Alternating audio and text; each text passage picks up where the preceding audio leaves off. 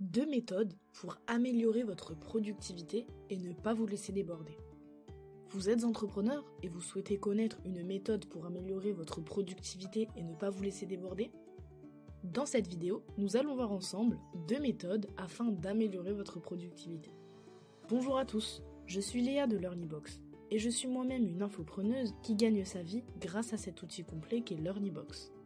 Si vous voulez découvrir la plateforme pour vous lancer et commencer à gagner de l'argent sur le net, découvrez nos services grâce à la formule gratuite sur notre site internet.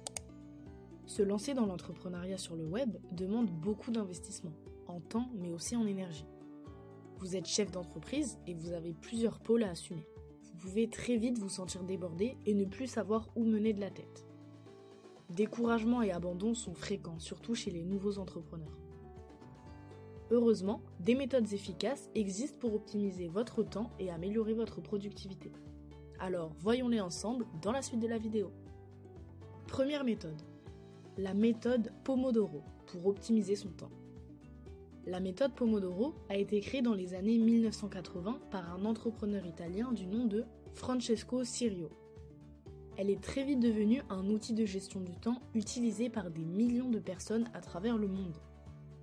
Pomodoro signifie tomate en italien. Ce nom fait référence au minuteur de cuisine en forme de tomate que Cirio utilisait pour gérer son temps lorsqu'il était étudiant. À cette époque, il lui était très difficile de rester concentré car il se laissait facilement distraire par l'extérieur. Et c'est en recherchant une solution à ce problème qu'est née la méthode. La méthode Pomodoro part des constats suivants. Pour aller plus vite, il faut se concentrer intensément sur une seule tâche à la fois.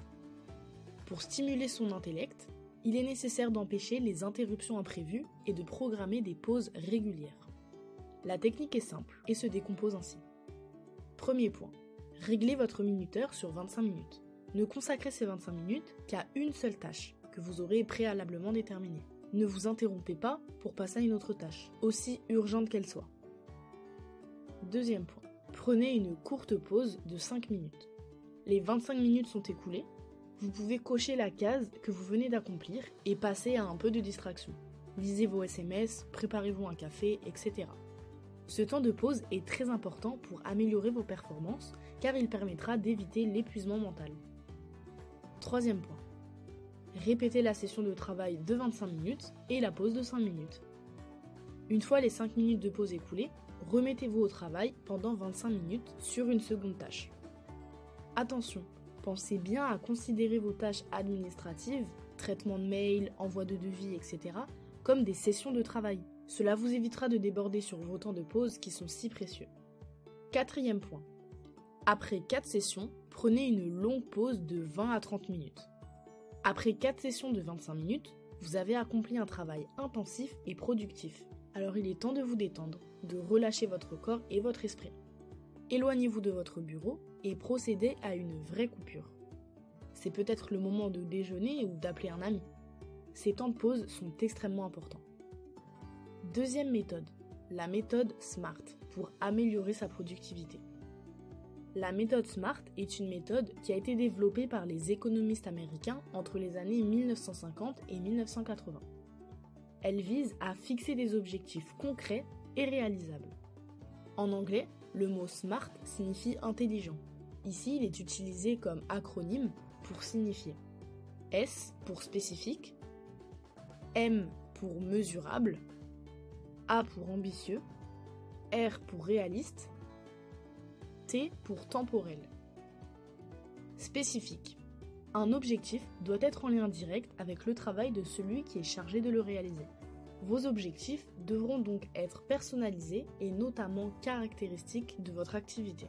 Le S de SMART peut aussi signifier simple. Votre objectif devra être simple, clair et compréhensible. Mesurable. Vous devez pouvoir mesurer vos objectifs, en définir la qualité et ou la quantité.